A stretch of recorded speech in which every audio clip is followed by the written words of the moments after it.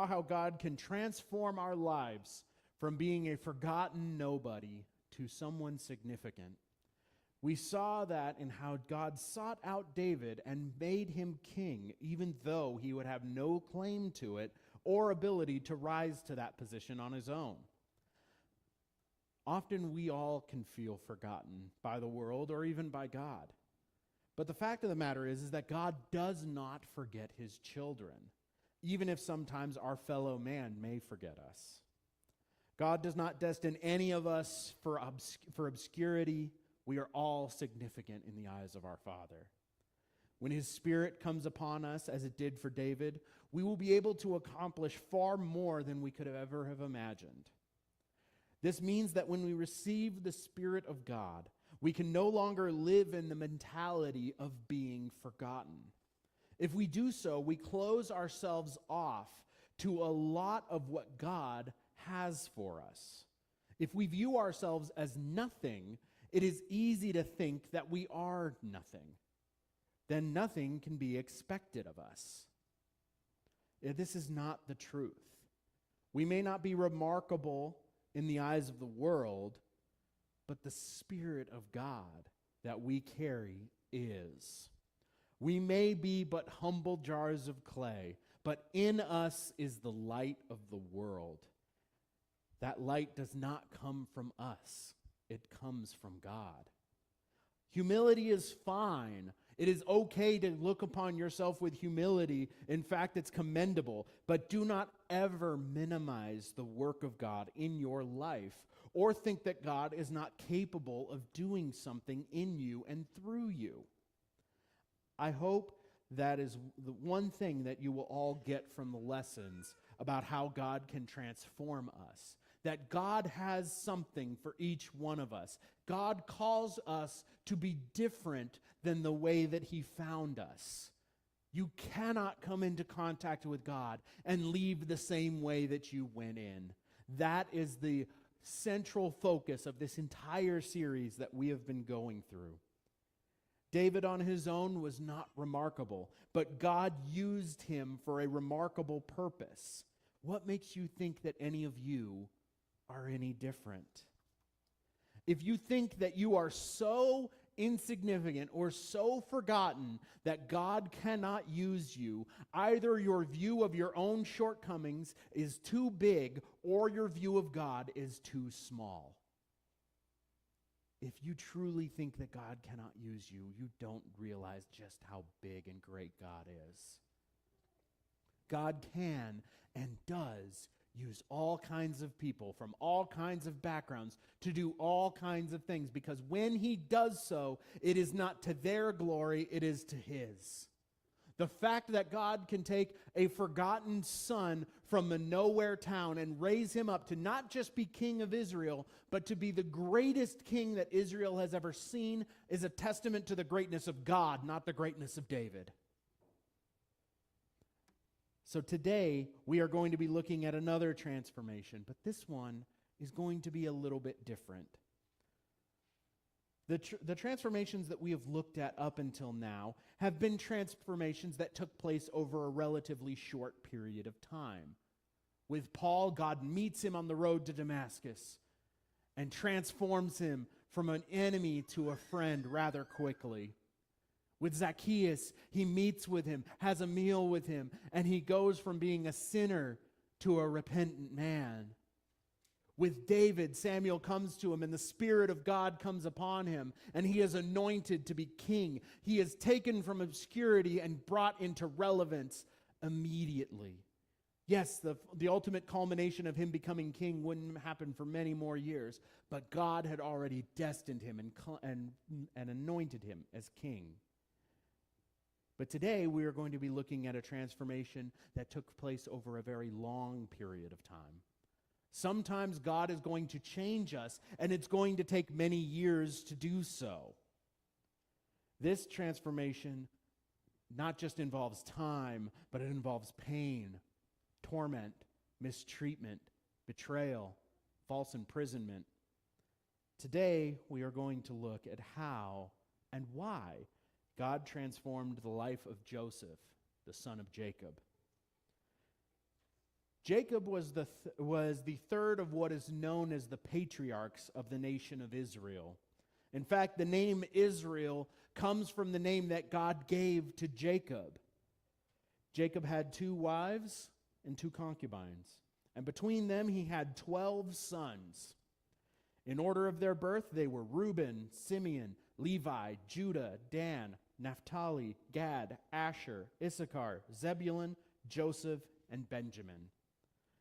So the man that we are going to be looking at is the second youngest of 12 brothers. We talked a little bit last week about how inheritance worked in Jewish culture. The firstborn was favored heavily, and then it usually went down the line from there with little left for the youngest, especially if there were many sons. However, this was not a hard and fast rule that the oldest would receive the majority. That honor would go to the firstborn son. Now, I know it sounds like I just said the same thing, but there is a difference.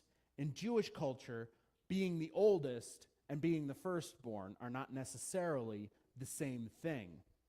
Firstborn was a rank given to one of a father's sons. Most often it was indeed given to the oldest of the children, though it was up to the father to name his firstborn and could choose whichever of his sons he desired. Usually, if an oldest son was passed over, it was because he had proven himself unworthy in some way. It could also happen if a father showed favor to a son that was not his eldest. This is the case in the family of Jacob. Jacob showed great favor to Joseph. This is because Joseph was born to Jacob late in his life and was the firstborn son of Rachel, the wife that he loved the most. All of his other sons before Joseph had been born to either his other wife Leah or his concubines Bilhah and Zilpah. This favor caused a rift between Joseph and his brothers. They saw the obvious favoritism of their father, and Joseph did not help his own case in how he carried himself.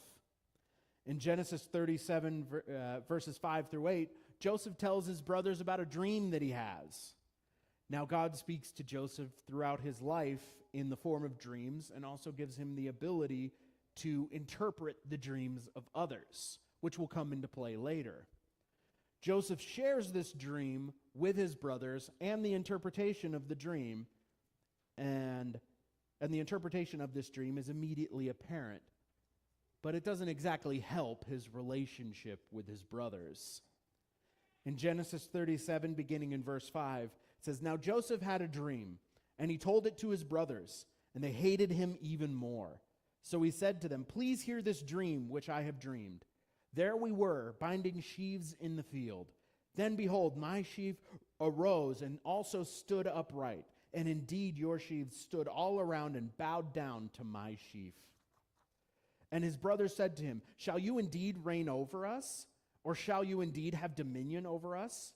So they hated him even more for his dreams and for his words." Not exactly the best plan if you're Joseph, if you're trying to get your brothers to warm up to you. Telling your older brothers that, hey, you guys are all going to bow down to me when you were already clearly the favorite of your father brings feelings of hatred from his brothers. Later on in verses 9 through 11, Joseph has yet another dream, and this one's not just about his brothers, but it involves his parents as well. This is risky because in Jewish culture, you had to respect your parents, especially your father. In Genesis 37, beginning in verse 9, it says, "Then he dreamed still another dream and told it to his brothers and said, 'Look, I have dreamed another dream, and this time the sun, the moon, and the 11 stars bowed down to me.' So he told it to his father and his brothers, and his father rebuked him and said to him, 'What is this dream that you have dreamed? Shall your mother and I and your brothers indeed come to bow down to the earth before you?' And his brothers envied him, but his father kept the matter in mind." Joseph here is seeing the future, but his family is not ready to see it or hear it. He is his father's favored son, but he was still not to be considered greater than his father. The very idea that a father would bow to his son was ridiculous in Jewish culture. Yet in all this, God is showing the transformation that is going to take place in the life of Joseph. I'm sure that Joseph did not expect the transformation to take the form that it eventually did. I'm sure that he was expecting that his father would name him as the firstborn, thus causing his brothers to, in a sense, bow to him. This is likely what his brothers thought as well. This is probably what prompted their decision to do what they did next. God's plan, as is so often the case, is very different from ours. Joseph thought he would lead his family. Joseph's brothers thought that they were going to get rid of their little brother for good. Neither one of these ended up being the case because God had something else entirely in mind. God had in mind to transform Joseph from a favored son to a high-ranking official. In fact, God was going to make him the vizier of Egypt. Though today I don't want to focus as much on the result of the transformation, but instead I want to focus on the process of the transformation. God uses some tough situations to accomplish his goals sometimes. Though much pain and discomfort and unfortunate circumstances, God's will is still done, even in the midst of troubles. And the promise that Joseph would lead his family still comes to fruition. The part that is important in this is how Joseph reacts to this process that he is about to go through, because his attitude and how he approaches this transformation throughout all the hardships is what allows the work that God wants to do to take place in his life. As I said, Joseph's brothers decided that they had had enough of Joseph and decided to get rid of him. At first, they were just going to kill him. But the oldest son, Reuben, talked them out of it and said, let's throw him in this pit over here in this field instead, and then we can figure out what we want to do with him later.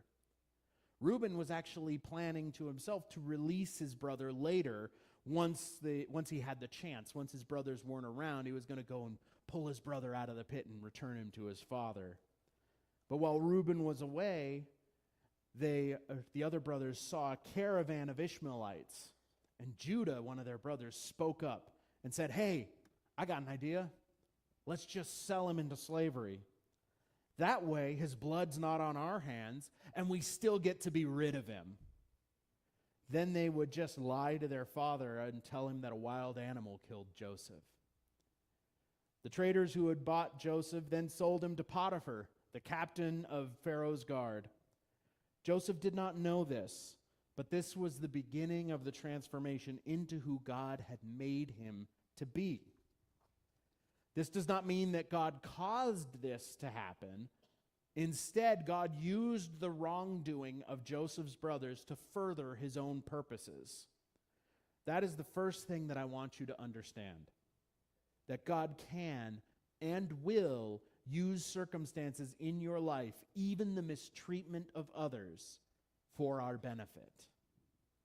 If his brothers had not sold him, he would not have ended up in Egypt at the right time and in the right position to do what he needed to do and be who he needed to be. It would have been easy for Joseph to give up and fall into despair at this moment.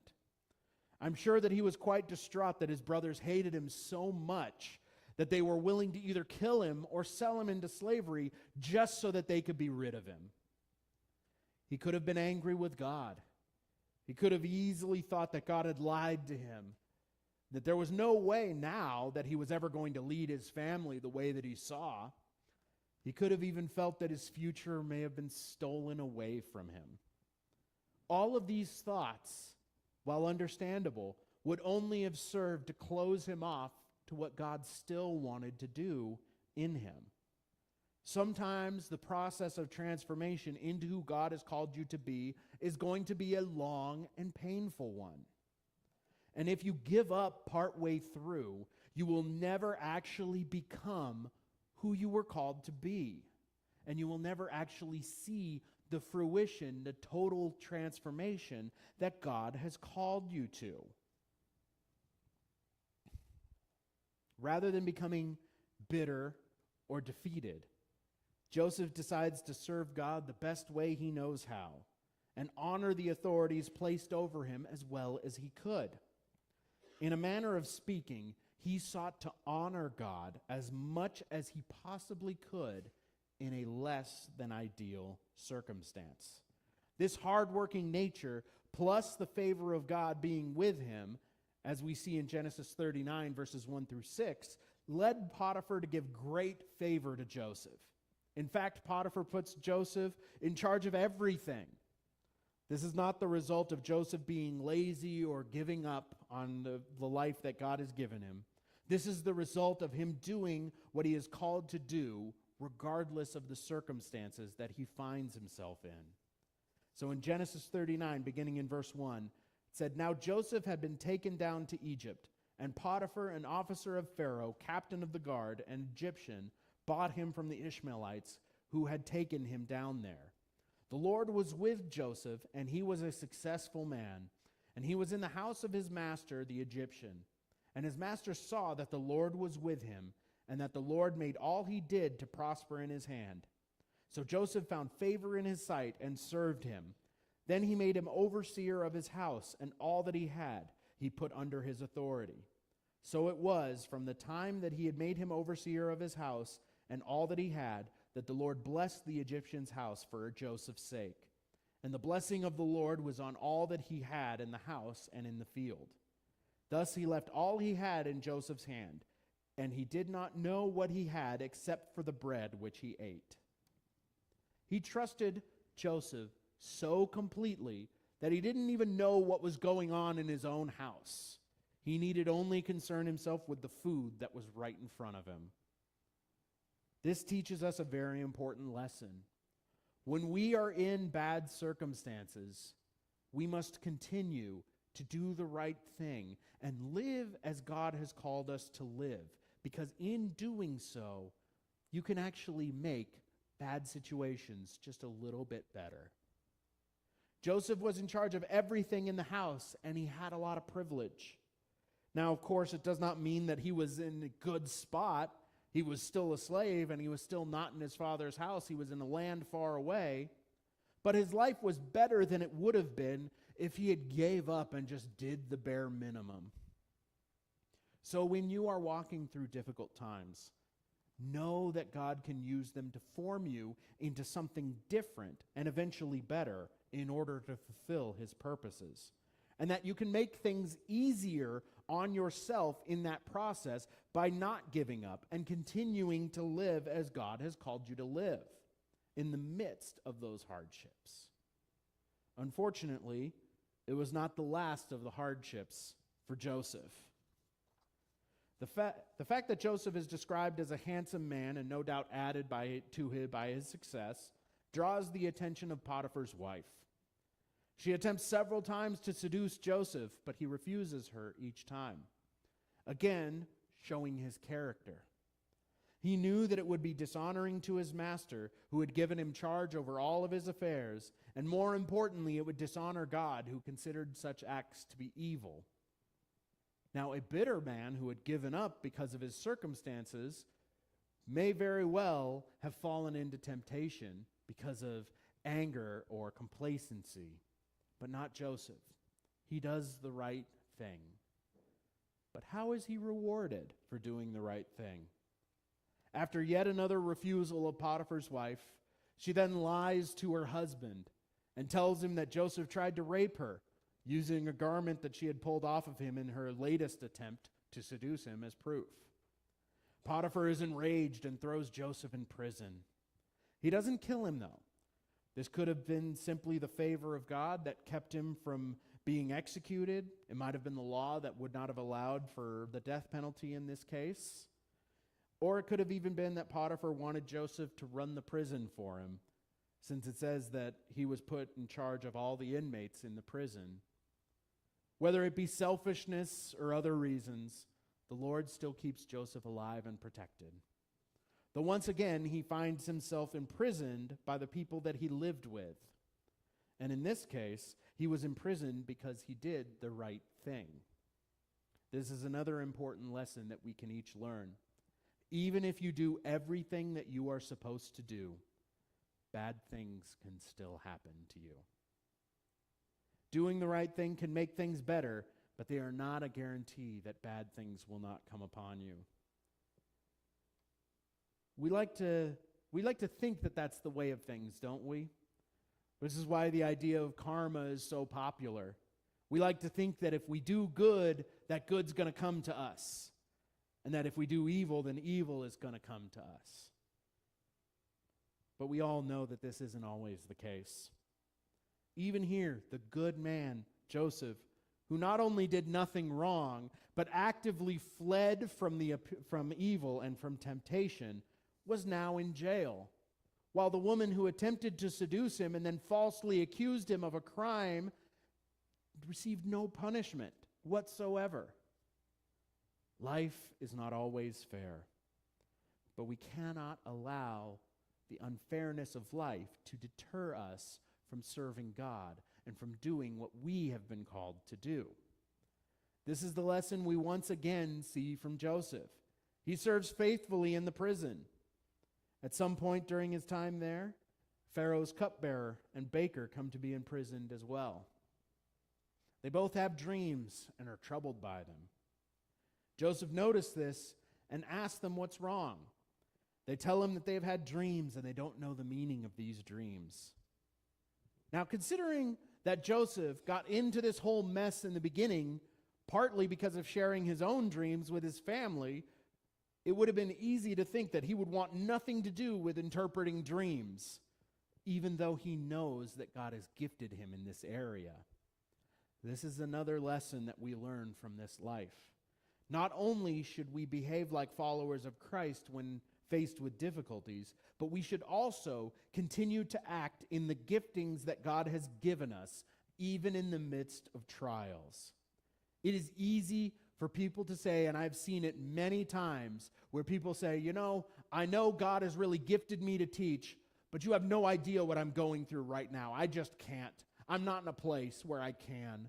Or I really know that God has gifted me to preach His word or to be an evangelist, but you just don't understand the situation that I'm in. I can't walk in my gifting right now.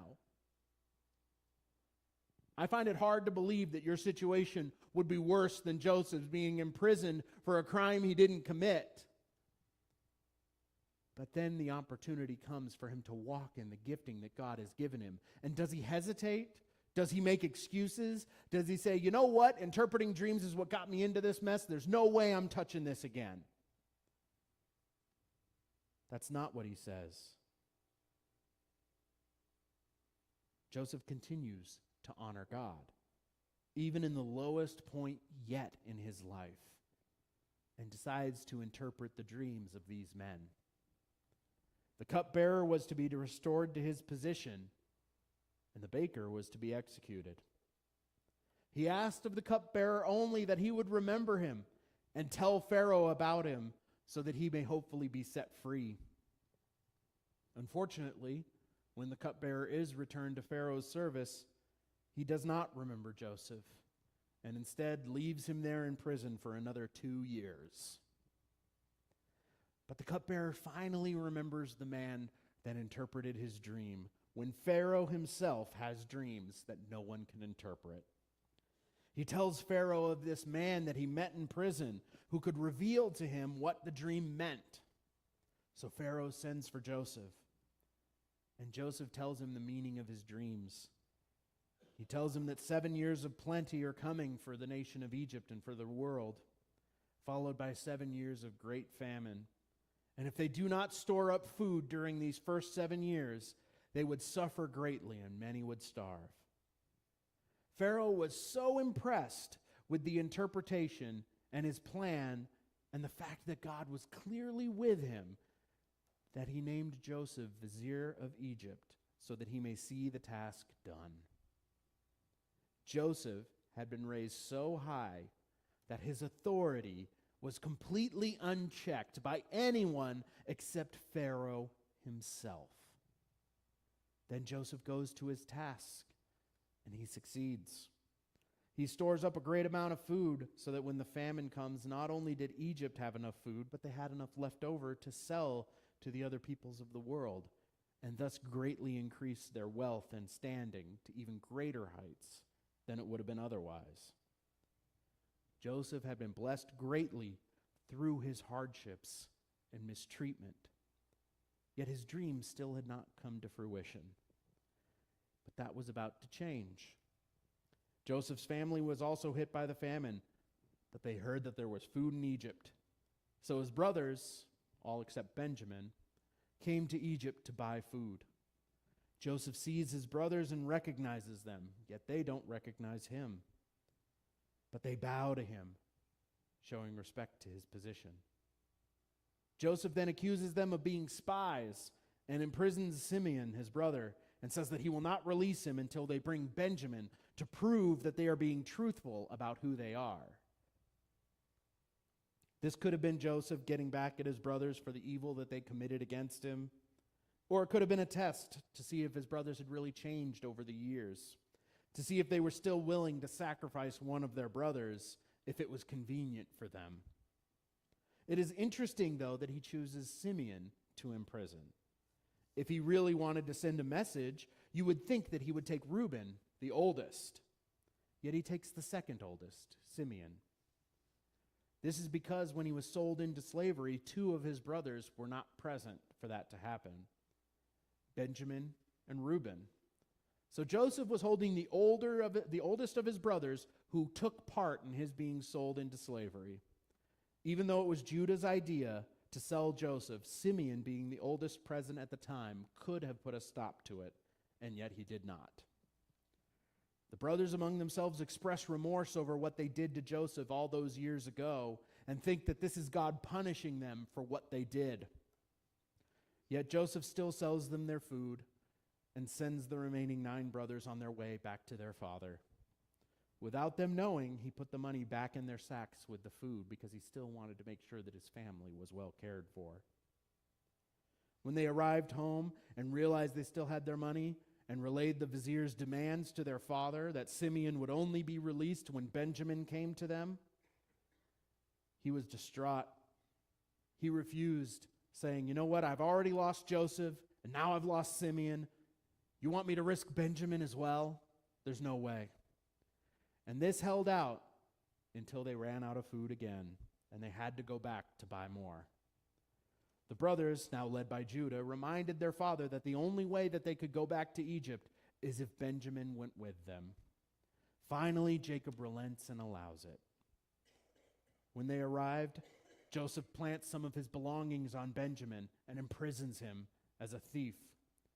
Yet Judah steps up and he begs to take Benjamin's place, since in his mind, he has already robbed his father of Joseph, and he would not dare do the same with Benjamin. Moved by this change in his brothers, Joseph finally reveals himself as their brother, and he asks them to bring Jacob to Egypt so that he could be reunited with his father. And he says that they can settle here in Egypt. He will arrange for the best land to be given to them. Joseph's dream has finally come true. He was leading his family, though not at all in the way that he would have expected. Our transformation into who God has called us to be is often a long and painful process. Yet God can take everything and make it work for his purposes. Even when it seems like the circumstances of life are taking us further and further away from who we believe God has called us to be. Joseph knew that he was supposed to lead his family, and then he was taken away from his family. He thought he was getting further and further away, but God was bringing him closer and closer to the man that he was calling him to be. This is the lesson that Joseph teaches us in Genesis 50, verses 15 through 21. The lesson that God can take what is evil in our lives, what is intended for good, for bad, and use it for his purposes. This takes place right after Jacob dies in Egypt.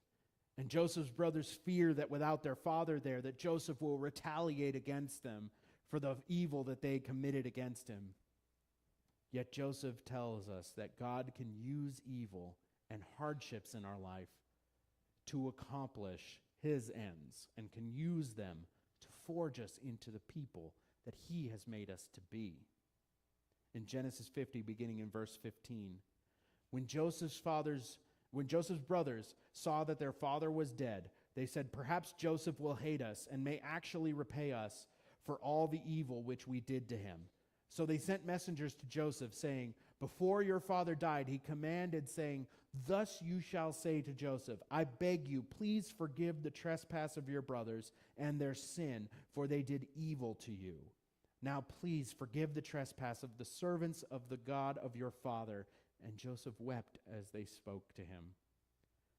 Then his brothers also went and fell down before his face, and they say, 'Behold, we are your servants.' Joseph said to them, 'Do not be afraid, for am I in the place of God? But as for you, you meant evil against me, but God meant it for good, in order to bring it about as it is this day, to save many people alive. Now therefore do not be afraid. I will provide for you and your little ones.' And he comforted them and spoke kindly to them." Joseph didn't enjoy the struggles that he went through, but he recognized that those were necessary struggles to form him into who he was meant to be.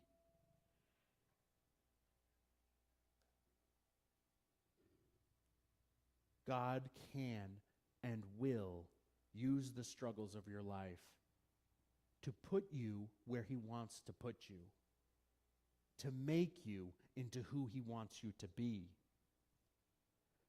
I've heard a beautiful story that talks about how the struggles in our life can form us into who we are made to be. One of the most common analogies that we hear when we talk about transformation or metamorphosis or changing into something else is the change of a caterpillar to a butterfly. I heard a story told to me many years ago that there was a construction worker sitting outside eating his lunch. And when his break was nearly over, he looked over in a tree and he saw a cocoon. And he could see the shaking as the butterfly was getting ready to emerge from the cocoon. So he sat and he watched it for a while, wanting to see this butterfly emerge from the cocoon. But as the minutes started to tick by and he realized, you know what, I really got to go back to work. But I really want to see it. And you know what, it seems like it's struggling quite a bit. Maybe if I just help it a little bit, I'll get to see this butterfly and then I can go back to work. So he takes out this knife that was on his belt and he cuts a hole in the cocoon to help the butterfly get out more easily. But what he found inside shocked him. There was no form to the butterfly. He said it was like it was full of this formless goop. And he was confused. He said it was moving. Like he thought maybe like, oh, something got to it and the butterfly just died or it got sick partway through the transformation. That had to have been what happened. But it still troubled him, so he decided to look it up. And what he found was that it's the struggle to escape the cocoon that forms the butterfly. It needs that struggle. It needs that work to give form to its body, to give strength to its wings. If you rob it of that process, then it never becomes the butterfly that it was meant to be. Such is the case so often with the struggles and the hardships in our lives. If we rob ourselves of the struggle, if we say, I don't want to go through the hardships, I don't want to deal with all of that. But we don't understand that sometimes those struggles are forming us into who we need to be, to who God has called us to be. If Joseph's brothers had never sold him into slavery, he never would have ended up in Egypt. But he didn't just need to be in Egypt to accomplish what God had called him to accomplish. He needed to be in Pharaoh's court. And in order to be in Pharaoh's court, he had to be put in prison falsely so that he would come into contact with the cupbearer, so that the cupbearer, when he was in the presence of Pharaoh, could tell him, hey, I know somebody who can fix your problem, so that he may be elevated to the court of Pharaoh. None of that would have happened had the struggles and the hardships not happened to Joseph. That does not make the hardships okay. That does not excuse the evil that was done to Joseph. But it shows the sovereignty of God, that he can use the evil that is meant for us and turn it into something good. And he can form us into something more than we would have been otherwise, through the hardships, through the struggle, through the evil that is committed against us.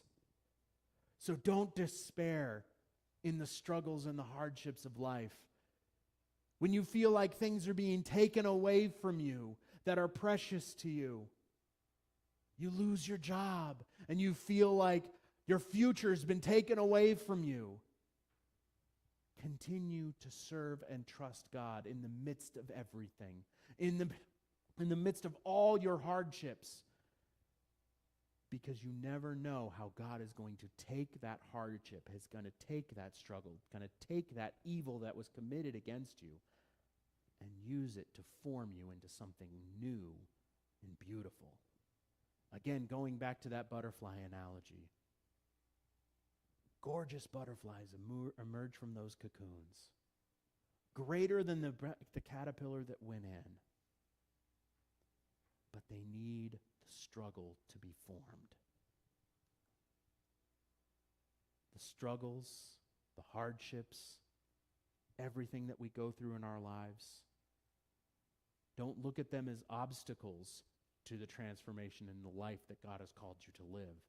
Look at them as part of the process and trust God that he is going to use those things to put you exactly where you need to be and to make you exactly who you need to be, just as he did with Joseph. It does not make the hardships okay. It does not make the mistreatment okay. But God is sovereign. God is great. And he can use those things for his purposes and bring good out of evil. That is how great our God is. Let's pray. Father God, I love you. It is easy when we go through hard times, when we are in the struggles of life, our normal response is to despair and to give up.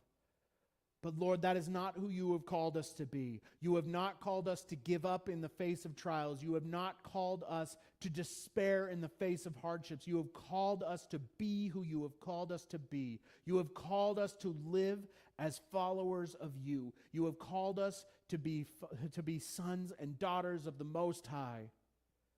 So let us not compromise on who we are. Let us not give up in the face of hardships. Instead, let us allow the struggles, allow the hardships to do the work in our lives and form us into who you have called us to be. Because these hardships and these struggles do not come as a surprise to you. You have placed us where we are, knowing full well what we will experience. And you have already you are already preparing good in the face of that evil. You are already prepared to bring good out of our hardships, to bring positivity out of our struggles. So Lord, let us not despair. Let us not give up. Let us seek you with everything we have, no matter where we find ourselves. Because just as a butterfly emerging from a cocoon, you can use those struggles to form us into exactly who we are meant to be. I ask this in your Son's precious name. Amen.